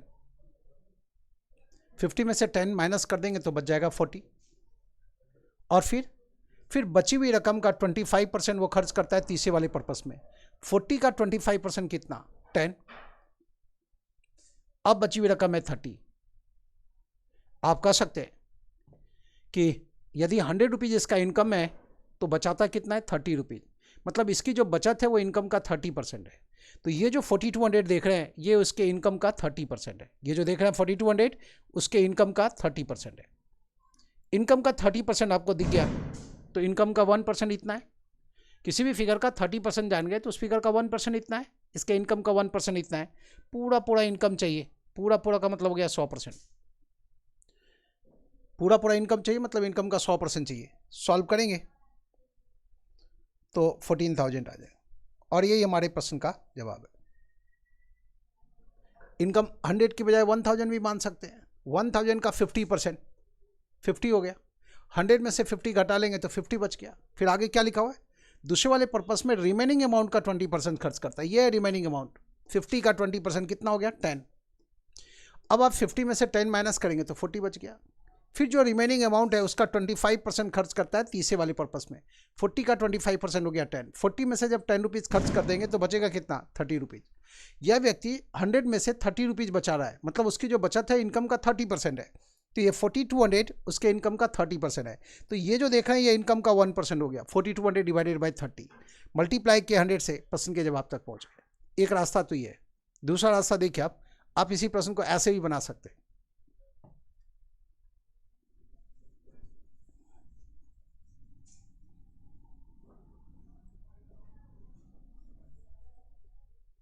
मान लें कि उसका जो इनकम है एक्स है, मान लें उसका जो इनकम है वो एक्स है। एक्स में से एक्स का 50% घटाएंगे तो कितना बच जाएगा, एक्स का 50%। अब बची हुई रकम है इतनी, इसे नया नाम दे दें वाई। बची हुई रकम को कह दें वाई। पहले वाले पर्पस में खर्च करने के बाद जो बची हुई रकम है उसको वाई कह दें। अब दूसरे वाले पर्पस में क्या करता है, वाई का 20% खर्च करता है। वाई में से वाई का 20% घटा लेंगे तो वाई का 80% बच जाएगा। वाई में से वाई का 20% घटा लेंगे तो कितना बच जाएगा, वाई का 80%। अब उसकी रकम और कम गई और इसका नाम दे दें आप जेड। तीसरे वाले पर्पस में बची हुई रकम का मतलब जेड का 25% खर्च करता है। जेड में से जब जेड का 25% हटा लेंगे तो जेड का 75% बचेगा। जेड में से जब जेड का 25% हटा लेंगे, कोई भी फिगर अपने आप में 100% होता है, ठीक है। मान लीजिए आपकी जो पहली सैलरी है उसमें से आप 25% अपने दोस्त को दे देते हैं तो आपके पास बचेगा कितना, आपकी पहली सैलरी का 75%, ठीक है। तो किसी जेड में से जेड का 25% हटाएंगे तो जेड का 75% बचेगा, ठीक है। और इन तीन पर्पसेस के बाद बची हुई रकम है इतनी 4200। तो एक्स का वैल्यू चाहिए, तो एक्स के वैल्यू के लिए क्या करेंगे, 4200 multiply by 100 multiply by 100 multiply by 100 divided by कितना, ये देख रहे हैं आप, 100 माइनस 25 75, 100 माइनस 20 तो 80 और 100 माइनस 50 तो 50। जब आप इसको सॉल्व करेंगे तो ये जो रिजल्ट है वो इतना ही आ जाएगा, कितना, 14,000। सीधा यहाँ तक आ सकते हैं। उसका इनकम चाहिए तो इनकम बराबर है इतना।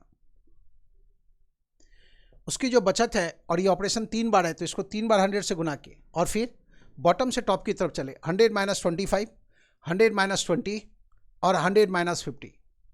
देखिए आप जब हम यहाँ तक सॉल्व करेंगे तो क्या है, ये तीसरे वाले पर्पस में खर्च करने से पहले, ये देखिए आप यहाँ तक जब आप सॉल्व किए तो क्या है, ये जो मिला आपके पास ये शुरू का टोटल इनकम है, ये इनकम है। और ये क्या है, इससे पहले तीसरे वाले पर्पस से खर्च करने से पहले जो आपकी रकम है उसका वैल्यू मिला। ये देखिए आप यहाँ से आप समझिए तो ज़्यादा अच्छा होगा। जब आप इसको इधर लाएंगे ना तो जेड का वैल्यू मिला। ये जो देख रहे हैं ये जेड का वैल्यू है।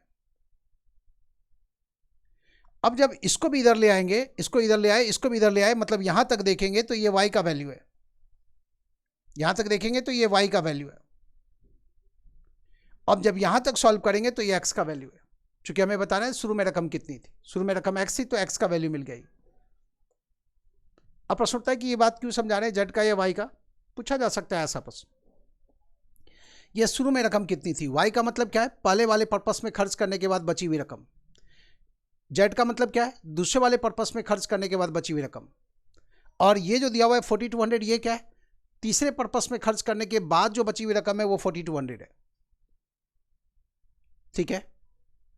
फिर से सुने, एक्स क्या है, शुरू वाली रकम, वाई क्या है, पहले वाले पर्पस में खर्च करने के बाद बची रकम, जेड क्या है, पहले और दूसरे वाले पर्पस में खर्च करने के बाद जो रकम बच गई वो है जेड, ठीक है। तो जो पूछा जाएगा उसका जवाब दे सकते हैं। देखने में आपको ये तरीका आसान लग रहा होगा, लेकिन अल्टीमेटली ज़्यादा जो काम देता है वो ये, आना तो दोनों चाहिए। क्यों आना चाहिए, इससे भी फायदा है। देखिए आप, यदि आपसे पूछा गया कि दूसरे वाले पर्पस में खर्च की गई रकम उसके इनकम का कितना % है, तो आप आराम से कह सकते हैं दूसरे वाले पर्पस में खर्च की गई रकम जो है वो 10 रुपया है और इनकम है 100 रुपया, तो 10 100 का कितना % है, 10% है।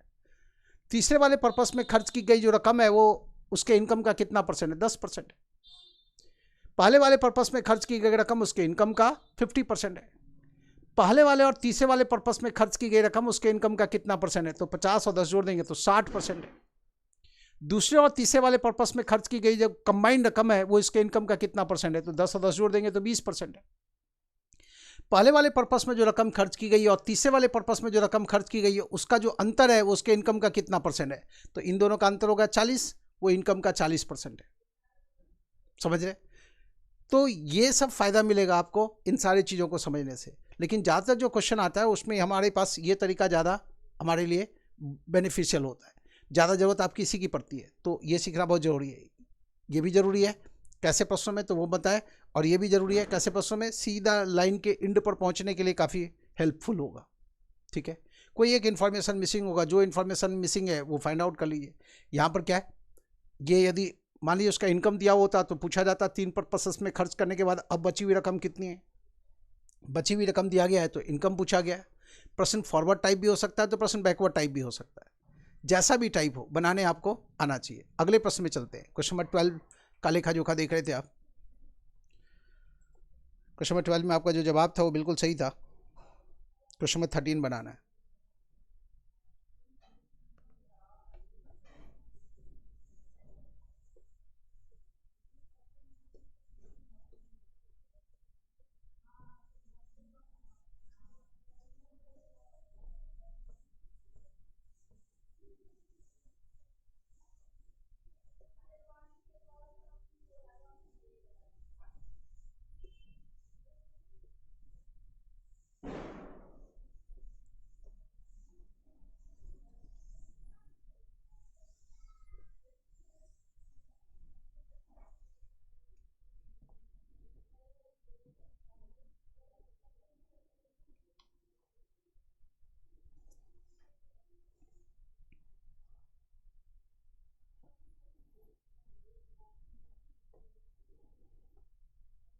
जल्दी करें, क्वेश्चन नंबर 13 बनाना है।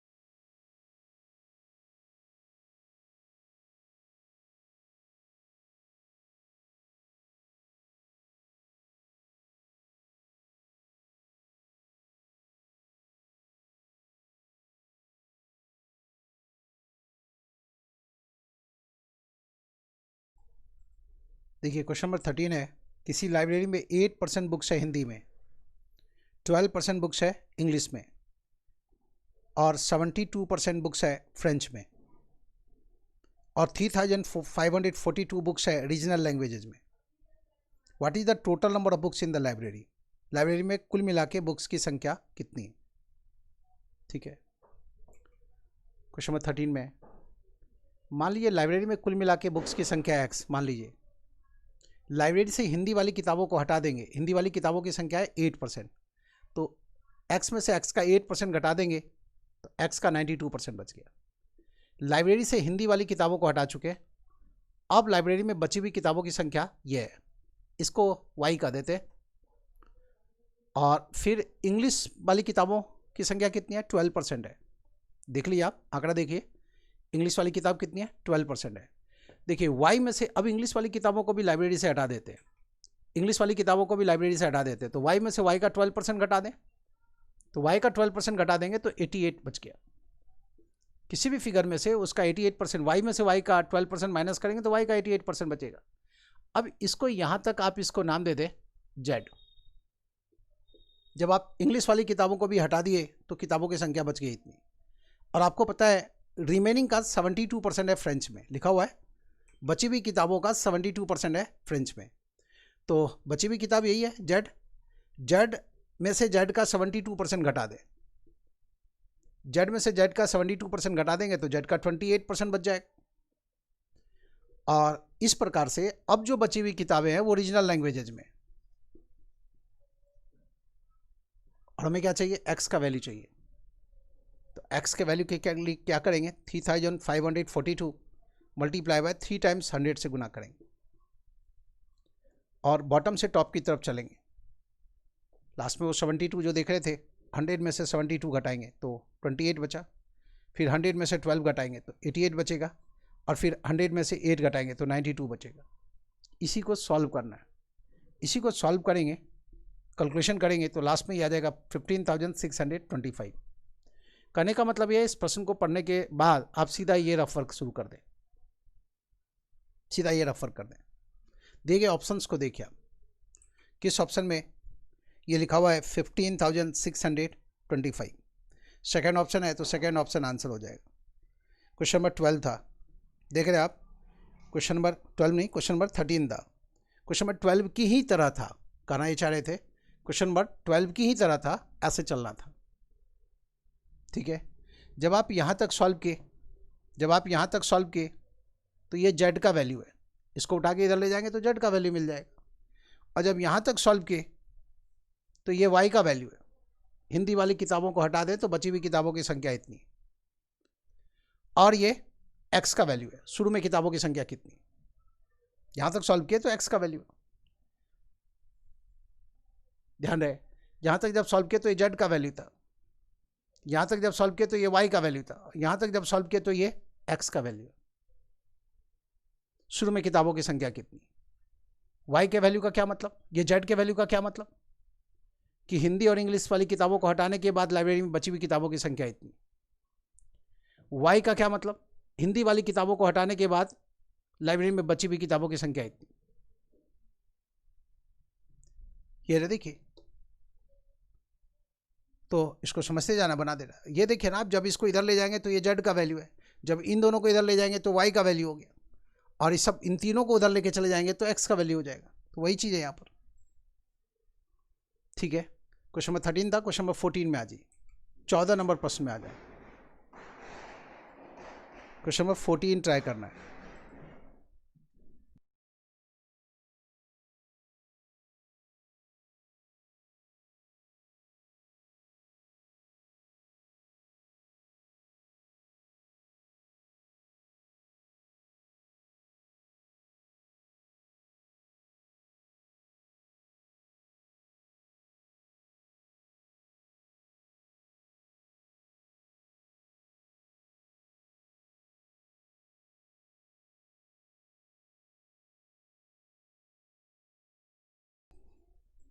क्वेश्चन नंबर 14 है, एक व्यक्ति के लॉकर में जितना भी अमाउंट था उसका 30% वो और लॉकर में रख दिया।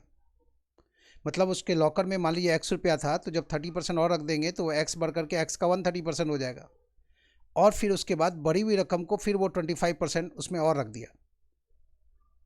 ठीक है, मान लीजिए शुरू में रकम थी एक्स, 30% ज़्यादा रखने के बाद रकम हो गई वाई, फिर वाई का 25% उसमें और ऐड कर दिया, उसके बाद ये रकम हो गई कितनी, 13,000। बताना है शुरू में रकम कितनी थी, मतलब एक्स का वैल्यू बताना है।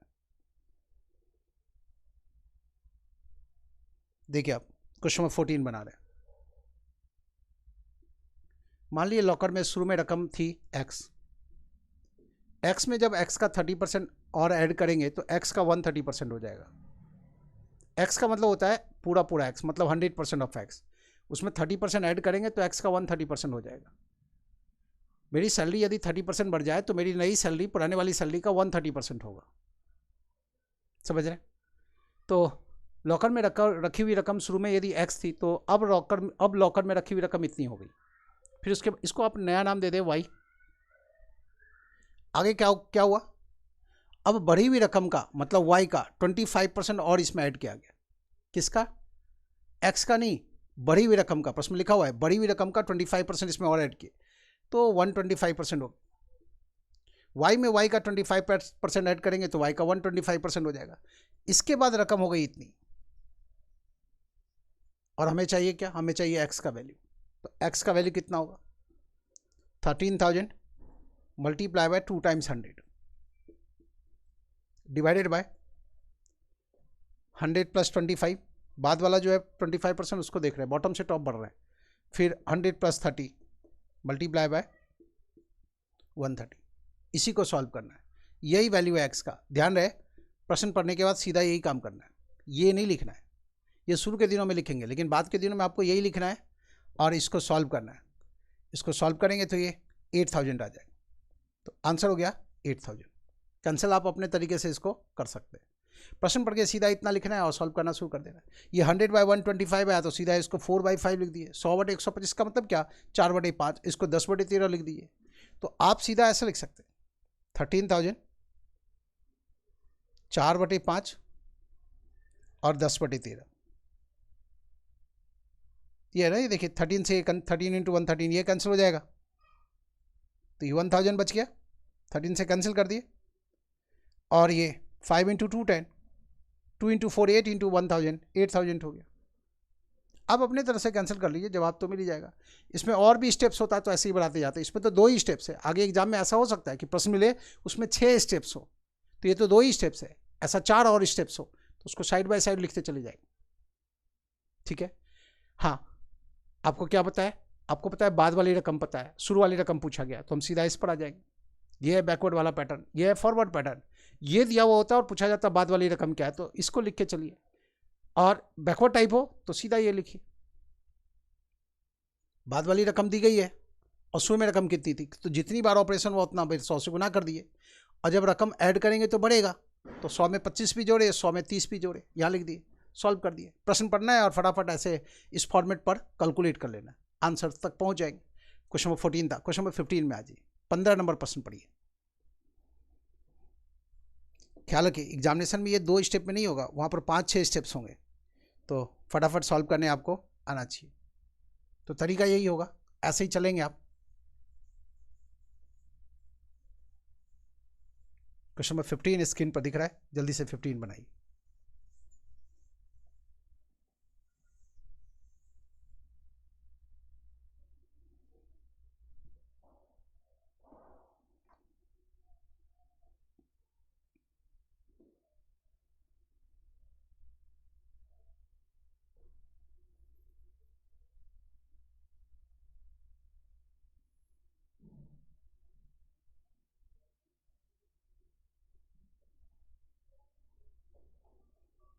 फिफ्टीन आसान है, कोशिश कीजिए जल्दी बनाने का।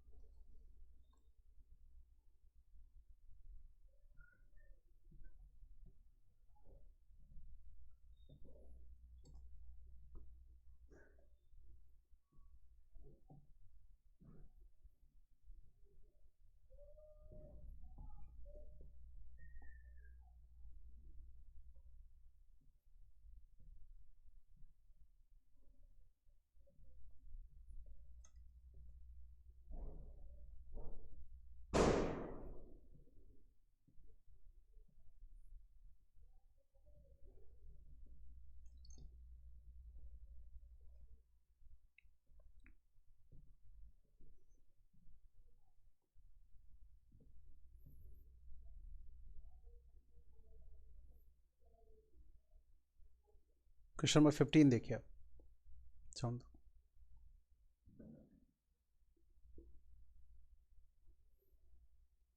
साउंड दिया हुआ है, ठीक है। Question number 15, the population of A town is 15,625। किसी टाउन का जो पॉपुलेशन है वो 15,625 है, और जो हर साल 8% की वृद्धि होती है पॉपुलेशन में। प्रश्न है तीसरे साल के अंत में टोटल पॉपुलेशन कितना हो जाएगा। क्वेश्चन नंबर 15 में शुरू में पॉपुलेशन है 15,625, 15,625 ये पॉपुलेशन है। 8% की वृद्धि हो रही है हर साल, तो एक साल के बाद पॉपुलेशन हो जाएगा इतना। किसी भी फिगर को जब हम 8% बढ़ा देंगे तो पिछले फिगर का 108% हो जाएगा। किसी भी फिगर को जब आप 8% बढ़ा देंगे तो पिछले फिगर का 108% हो जाएगा। मेरी सैलरी में 8% की वृद्धि होगी तो मेरी नई सैलरी पिछली सैलरी का 108% होगा। ठीक है, अब ये पॉपुलेशन हो गया इतना, इसको y का ले। अगले साल फिर 8% की वृद्धि हुई।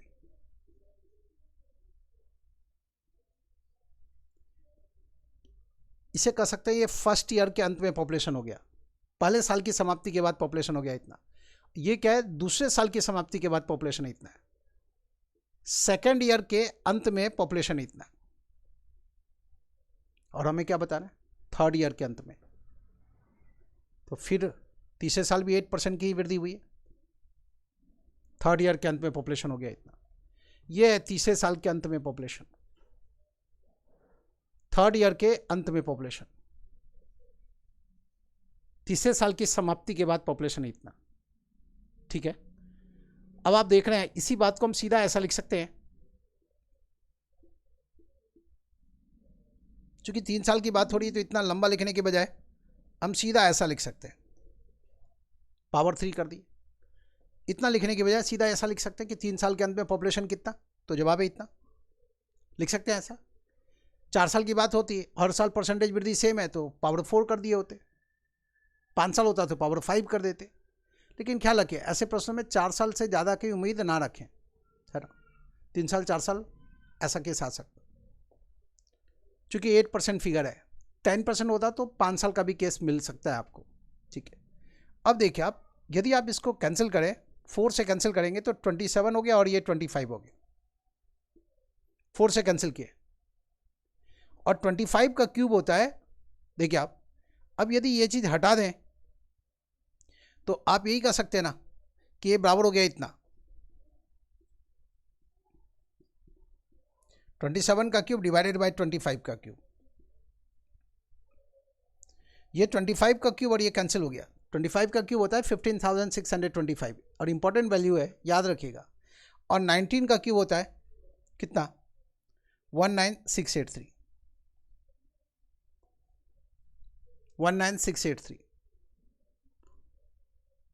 क्यूब वैल्यू वाला जो वीडियो है वो अपने चैनल पर अवेलेबल है, तो उसको क्या करना है, रोज़ एक बार देखना है, जिसमें 1 से लेकर के 100 तक के क्यूब का वैल्यू है। रोज़ एक बार देखेंगे तो विश्वास रखिए एग्जामिनेशन हॉल तक पहुंचते पहुंचते आपको 1 से लेकर 100 तक का क्यूब याद हो जाएगा, और ज़्यादा देर नहीं लगता है, कितना टाइम, 5 से 6 मिनट लगता है। रोज़ एक बार आप उसको टाइम दे दें 6 मिनट तक, इसका काफ़ी फ़ायदा मिलेगा, कैलकुलेशन आपका स्ट्रॉन्ग होगा। तो 27 का क्यूब कितना, तो 19683, यही आंसर है। क्योंकि ऐसा फिगर रखा जाता है कि वो जो डिनोमीटर में यहाँ फिगर आ रहा है उससे वो कैंसिल हो जाए। लोगों की संख्या है तो डेसिमल में तो नहीं लाया जाएगा ना, तो ऐसा फिगर होता है आमतौर पर जो कैंसिल हो जाए। अच्छे लोग जब प्रश्न बनाते हैं तो इन बातों का ख्याल रखते हैं। लेकिन मान लीजिए नहीं कैंसिल हो रहा है, कैलकुलेशन वाला केस है, तो ठीक है, कैलकुलेट करने के लिए तैयार रहेंगे। लेकिन ज़्यादातर मामले में तो आपको ऐसा ही फिगर मिलेगा यहाँ पर जो कैंसिल हो जाए, तो ज़्यादा परेशान होने की ज़रूरत नहीं है। ठीक, यहाँ तक समझ रहे हैं। और आपको याद होगा, आपको बताए थे एक तरीका, और किसी भी फिगर को 3 बार, किसी भी फिगर को 2 बार 8% बढ़ाएंगे तो प्रतिशत वृद्धि कितनी होगी, याद है ना। किसी फिगर को 2 बार 8% बढ़ाएंगे तो प्रतिशत वृद्धि कितनी होगी, 8 + 8 + 8 × 8/100, कितना, 16.64%। किसी भी फिगर को लगातार 2 बार 8% बढ़ाएंगे तो इतने परसेंट की वृद्धि होगी। तो आप कह सकते हैं कि 2 साल जो 8% के पॉपुलेशन में वृद्धि हुई, 2 सालों में कुल मिला के जो पॉपुलेशन में प्रतिशत वृद्धि है वो 16.64% है। लेकिन यहाँ 2 साल तो है नहीं, 3 साल है। तो किसी भी फिगर को जब हम 3 बार 8% की वृद्धि करेंगे तो प्रतिशत वृद्धि कितनी होगी। तो देखिए 2 बार 8% की वृद्धि का मतलब ये है, तो आप इसको ऐसा लिख लें, 6.64% और 8%, इसको मर्ज करेंगे तो 16.64 + 8 + 16.64 multiply by 8 divided by 100। Solve करेंगे तो कैलकुलेशन ऐसा आ जाएगा, 25.9712%। आगे ये सब चीज़ भी सिखाएंगे आपको, इस पर भी महारत हासिल करना सिखाएंगे। लेकिन इस प्रश्न के जवाब के लिए इतना काफ़ी था। इस प्रश्न को ऐसा ही बनाए, ऐसा ना बनाए, ऐसे ही बनाए, क्योंकि ये फिगर दिया होता है तो ऐसा फिगर होता है जो डिनोमीटर से कैंसिल हो जाए, आराम से बन जाता है। लेकिन यदि आपसे पूछा जाता है कि 3 सालों में पॉपुलेशन में कुल मिला के प्रतिशत वृद्धि कितनी हुई, तो जवाब होता है 25.9712%। और आपको याद होगा पीछे की क्लासेस में आपको ये भी सिखाया गया कि इकट्ठा में एक साथ भी कैलकुलेट कर सकते हैं। किसी भी फिगर को 3 बार x% बढ़ाएंगे तो कुल मिला के प्रतिशत वृद्धि कितनी हो। किसी भी फिगर को 3 बार लगातार x% बढ़ाएंगे तो प्रतिशत वृद्धि कितनी होगी। ये भी बताया गया आपको। 3x plus 3x square divided by 100 plus x का क्यूब डिवाइडेड बाय 10,000, या कह लें 100 का स्क्वायर। इतने परसेंट की वृद्धि होगी। x का वैल्यू 8 रखना है, चूंकि 8% 3 बार, तो 8 इंटू 3 24, 8 का square 64, 64 multiply by 3 192 divided by 100 1.92 है ना। 8 का स्क्वायर 64, 64 का 3 टाइम्स करेंगे, 60 इंटू 3 180 और 4 इंटू 3 12, 64 का 3 टाइम्स कितना होगा 192 डिवाइडेड बाय 100, तो इतना आ जाएगा। और 8 का क्यूब होता है 512, डिवाइड करना है 10,000 से, तो इतना आ जाएगा। इसको एक जगह कर दें।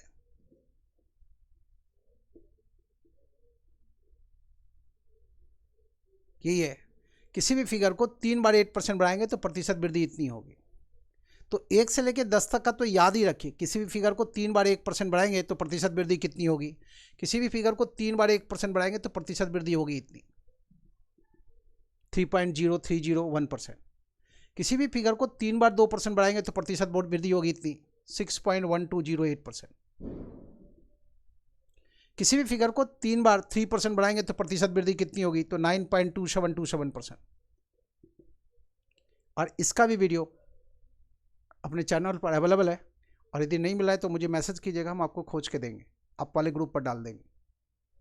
ठीक है, अगले प्रश्न में आते हैं। नेक्स्ट क्वेश्चन देखिए।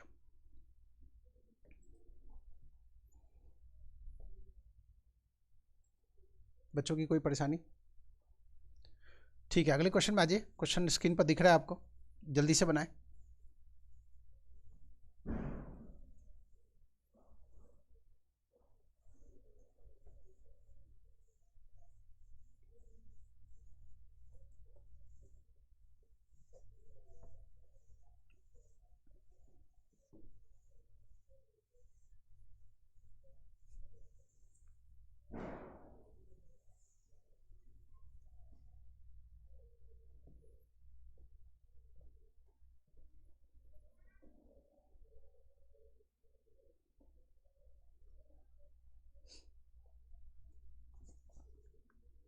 क्वेश्चन नंबर 16 बनाना है।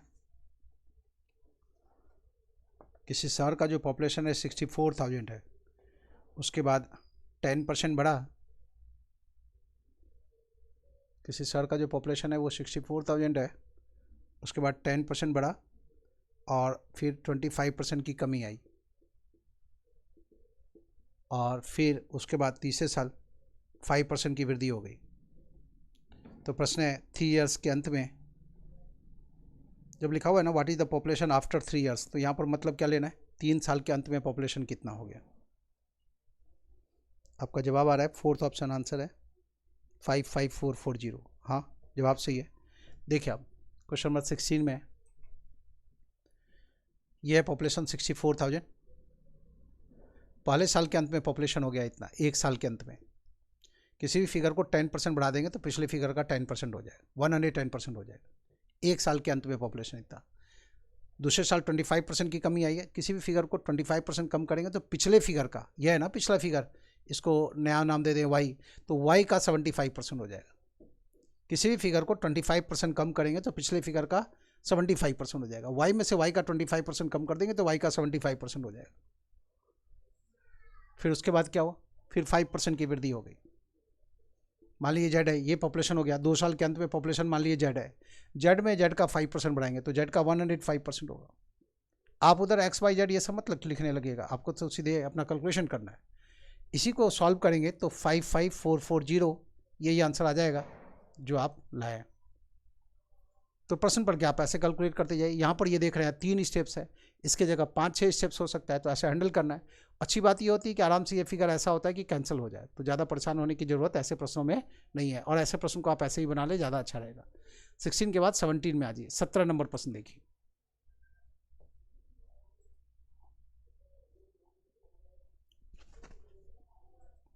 ऐसा ही प्रश्न है क्वेश्चन नंबर 17, जल्दी से ट्राई कीजिए।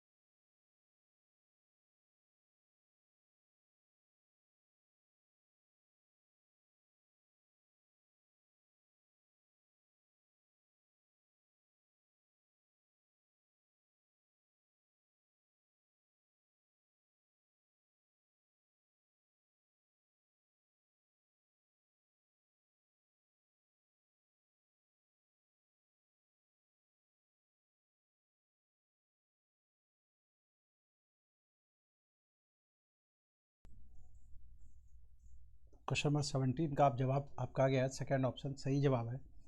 ये सारा प्रश्न एक ही तरह का है, 16, 15 है ना, लेकिन फिर भी बना देते चूँकि आर्या जी और विदुषी जी ये दोनों आज अवेलेबल नहीं है। भैया दूज है हम लोग, भैया दूज सेलिब्रेट कर रही है। फेस्टिवल भी अपने यहाँ बहुत आता है, लगातार 3 दिन से हम लोग फेस्टिवल ही सेलिब्रेट कर रहे हैं, लेकिन सिलेबस को भी आगे बढ़ाना होता है, इसलिए ज़्यादा छुट्टी दे नहीं सकते। 17 देखिए आप, the population of A town increases by 12% during the first year, और सेकेंड ईयर में 10% की कमी हो गई, और 2 साल के बाद का ये पॉपुलेशन है 50,400। प्रश्न क्या है? शुरू वाला पॉपुलेशन बताना है। क्वेश्चन ठीक से पढ़ लीजिए आप। जवाब तो आ गया है, सही है आपका, लेकिन फिर भी बना रहे हैं। प्रेजेंट पॉपुलेशन दिया हुआ है 50,400, तो हम आएंगे कैसे? मान लीजिए शुरू वाला जो पॉपुलेशन है वो x है, 12% की वृद्धि के बाद पॉपुलेशन हो गया इतना, 10% की कमी के बाद पॉपुलेशन हो गया इतना, और अब पॉपुलेशन है इतना। तो प्रश्न है 2 साल पहले वाला पॉपुलेशन कितना, ये x का वैल्यू चाहिए। तो रफर का आपका ऐसा होगा 50,400 मल्टीप्लाई बाय 100/90, उल्टे ऑर्डर में चलते हैं, मल्टीप्लाई बाय 100 डिवाइडेड बाय 112। 10% की कमी आई थी तो इसलिए माइनस हुआ, ये 12% की वृद्धि हुई है इसलिए प्लस हुआ, ये 112। सॉल्व करेंगे तो ये आ जाएगा 50,000। फिगर ऐसा होता है कि आराम से कैंसिल हो जाए, तो इसलिए ज़्यादा परेशान होने की ज़रूरत नहीं है। और इस प्रश्न के जवाब में सीधा यही लिखना है, ध्यान रखिए आप, ये चीज़ तो लिख रहे हैं समझाने के लिए, ये भी लिख रहे हैं समझाने के लिए, आपको सीधा यही लिखना है। और ये 100/90 की जगह क्या लिखना है? 10/9, मतलब रिड्यूस करते चलिए। ये 100/12 दिखाई दे रहा है, यदि आप इसको आसानी से रिड्यूस कर सकते हैं तो ठीक है, नहीं तो आप इसको क्या कर सकते हैं, 50/56 तो लिख ही सकते हैं, 50/56, 50 का आधा 25, 56 का आधा 28, तो 25/28 भी लिख सकते हैं। 28 गुना 4 112 हो जाता है ना, 25 गुना 4 100, 3 गुना 4 12, तो ये 25/28 हो गया। 10/9 इसको लिखिए, इसको तो सीधा गुना कर लीजिए, कैंसिल वगैरह कर लीजिए, इतना आ जाएगा। 17 था। अब आइए 18 में, क्वेश्चन नंबर 18 देखिए आप, 18-19 बनाना है, जल्दी कीजिए, कोशिश कीजिए, 18-19 जो आप जानते हो उसके आधार पर कोशिश करना है। प्रश्नों के माध्यम से ही आपको सारा चीज़ सिखाएंगे। ख्याल रखिए एग्जाम में जो भी फॉर्मेट आएगा वो आपको जो कुछ सिखाया गया है उससे बाहर नहीं जाने देंगे, इसकी तो गारंटी लेते हैं, इसलिए मन लगा के पढ़ते चलिए। थोड़ा सा टाइम को और बढ़ा दीजिए, धीरे धीरे जल्दी करें।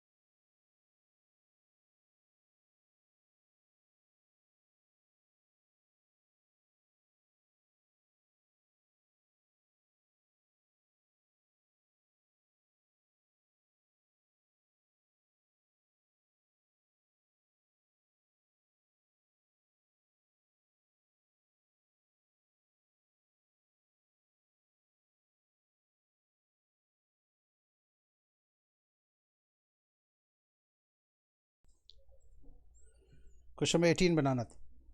एक व्यक्ति अपने इनकम का 60% हिस्सा खर्च करता है, मतलब 40% बचा लेता है। जब उसके इनकम में 15% की वृद्धि होती है तो अपने एक्सपेंडिचर को 5% बढ़ा लेता है। तो बताना है कि उसके सेविंग्स पे प्रतिशत वृद्धि कितनी हुई। क्वेश्चन नंबर 18 और क्वेश्चन नंबर 19 एक ही तरह का प्रश्न है। एक व्यक्ति, क्वेश्चन नंबर 18 फिर से देखिए आप, एक व्यक्ति अपने इनकम का 60% खर्च करता है ना, लिखा हुआ पहला लाइन। तो मान लीजिए उसका इनकम है, मान लीजिए उसका इनकम है 1000, 100 भी मान सकते हैं। 60% खर्च करता है तो उसका एक्सपेंडिचर है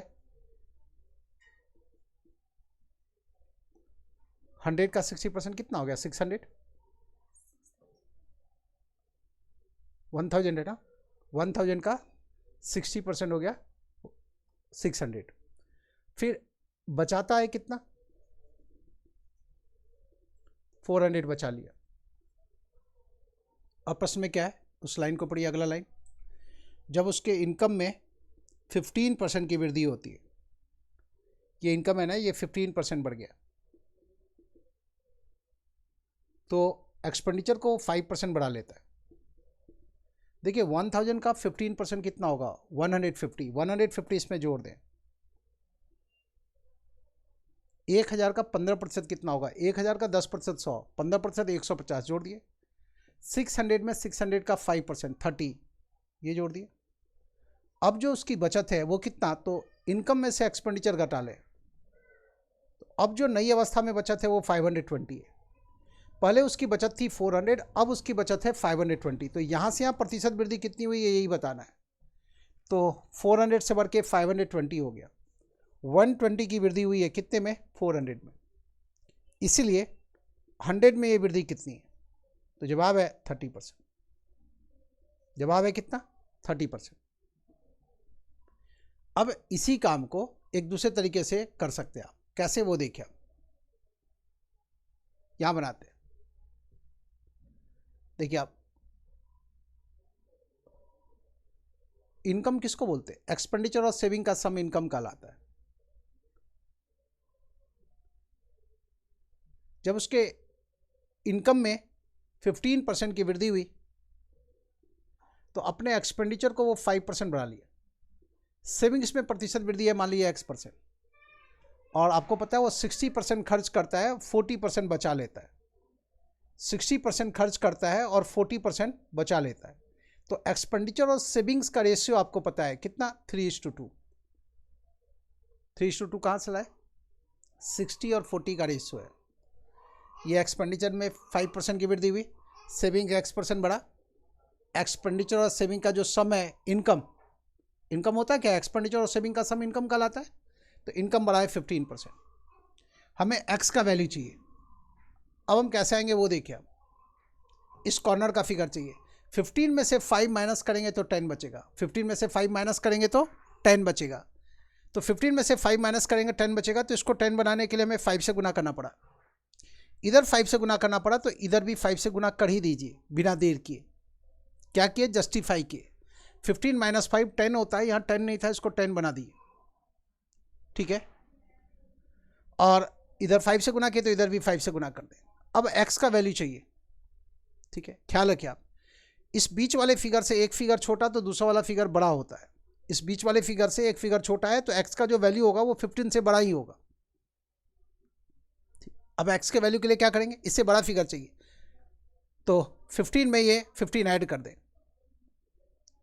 15 में ये 3 × 5 15 ऐड कर दें। कितना? 30%। और यही आंसर है।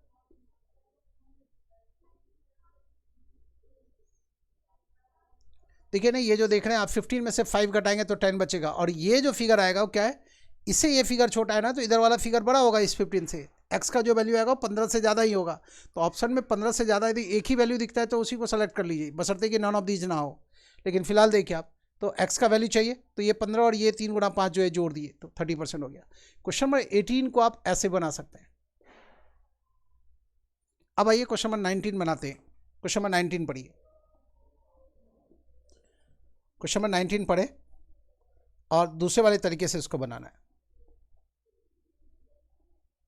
क्वेश्चन नंबर 19 देखिए आप, एक व्यक्ति अपने इनकम का 70% खर्च करता है, मतलब एक्सपेंडिचर और सेविंग का रेशियो है 7:3। तो ऐसे लिख दीजिए, देखिए एक्सपेंडिचर और सेविंग का रेशियो है 7:3, तो ऐसे लिख दें 7:3। ठीक है, अब फिर से प्रश्न को देखिए। जब एक्सपेंडिचर में, हाँ, जब इनकम में 24% की वृद्धि हुई तो एक्सपेंडिचर को 15% बढ़ा लिया व्यक्ति। इनकम में 24% की वृद्धि हुई तो एक्सपेंडिचर को 15% बढ़ा लिया। और सेविंग्स में प्रतिशत चेंज है, मान लीजिए X%। हमें X का वैल्यू चाहिए। अब हम क्या करते हैं, इस बीच वाले फिगर से एक वैल्यू छोटा है तो दूसरा वाला बड़ा होगा। X का जो वैल्यू आएगा वो 24 से ज़्यादा होगा। अब एक बार ऑप्शन देख लीजिए, कितने ऑप्शन ऐसे हैं जो 24 से ज़्यादा है।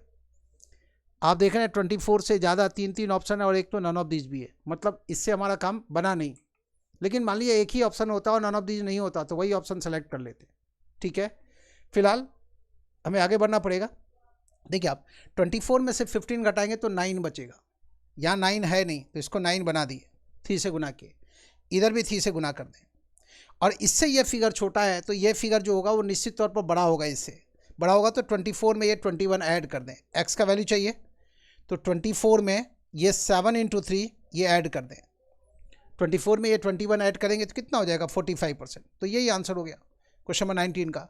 वैसे 19 को आप इस तरीके से ही बना सकते थे, ये जो तरीका हम आपको दिखाए ऐसे ही बना सकते थे 19 को 18 के स्टाइल में, लेकिन ये बिगिनर्स के लिए ठीक है। और जब आप एक बार प्रैक्टिस हो गई तो बेहतर है कि आप ऐसे बनाने की कोशिश करें। इसको बीच में क्यों लिखे, एक्सपेंडिचर और सेविंग्स को जोड़ दें तो इनकम है। इनकम होता क्या है, एक्सपेंडिचर और सेविंग का सम होता है। तो आप कह सकते हैं इनकम की जो प्रतिशत वृद्धि है उसको ये कह सकते हैं एक्सपेंडिचर और सेविंग्स का जो सम है उसका परसेंटेज चेंज ही है। प्रश्न में लिखा हुआ मिल सकता है इनकम में प्रतिशत वृद्धि 24% की जगह लिखा हुआ मिल सकता है कि जब एक्सपेंडिचर को 15% बढ़ा दिया गया तो एक्सपेंडिचर और सेविंग का जो सम है वो 24% बढ़ गया। तो इनकम की जगह एक्सपेंडिचर और सेविंग का सम भी लिखा हुआ मिल सकता है। बात एक ही है। इनकम किसको कहते हैं, एक्सपेंडिचर और सेविंग का सम इनकम कहलाता है। तो क्वेश्चन नंबर 19 को आप ऐसे बना सकते हैं। आगे इसके डिटेल्स में भी आएंगे, ये चीज़ भी पूरी तरह से समझाएंगे आगे आपको। चलिए एक क्वेश्चन और बनाते हैं। क्वेश्चन नंबर 20 में आ जाइए। 20 नंबर प्रश्न बनाए और आज की क्लास को 20 पर रोकेंगे तो इसलिए इतना सा तो काम कर ही लीजिए।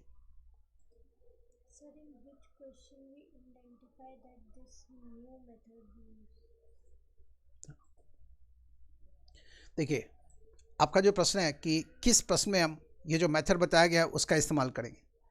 देखिए जब दो टुकड़ों की बात हो रही हो, इनकम में क्या होता है, दो ही टुकड़ा होता है, एक तो एक्सपेंडिचर और दूसरा होता है सेविंग्स वाला। जब दो टुकड़ों की बात हो रही है उनमें से एक टुकड़े के बारे में पता हो और दूसरे टुकड़े के बारे में पता हो और ओवरऑल क्या चेंजिंग आएगा तो उसमें हम इसका इस्तेमाल कर सकते हैं। समझ रहे हैं। मान लीजिए पी का दो टुकड़ा है, P1 और P2। P1 की प्रतिशत चेंज पता हो, P2 की प्रतिशत चेंज पता हो तो अल्टीमेटली इन दोनों के सम में क्या चेंजिंग होगा वो हम बता सकते हैं। और आगे ऐसा बहुत सा क्वेश्चन सॉल्व करेंगे तो ये मामला क्लियर हो जाएगा और आगे क्लियर करेंगे। आगे की क्लास में इसी को स्पष्ट करेंगे कि हम इसका इस्तेमाल कहाँ कहाँ करेंगे। बस यहाँ पर ये लाइन ध्यान में रखिए कि जब दो पार्ट की बात हो रही हो, एक में प्रतिशत बदलाव पता हो, दूसरे में प्रतिशत बदलाव पता हो तो ओवरऑल प्रतिशत बदलाव हम बता सकते हैं बशर्ते कि उन दोनों पार्ट का रेशियो दिया हुआ हो। तो यहाँ भी हमें वो रेशियो तो मिल गया ना। जैसे ही आपको पता चला कि 70% खर्च कर रहा है, मतलब एक्सपेंडिचर और सेविंग का रेशियो हो गया 7:3। 70 और 30 का रेशियो कितना होगा, 7:3। और इसे पिछले प्रश्न में था 60% खर्च कर रहा है तो 60 और 40 का रेशियो हो गया 3:2। तो सेविंग्स और एक्सपेंडिचर का रेशियो मिल गया।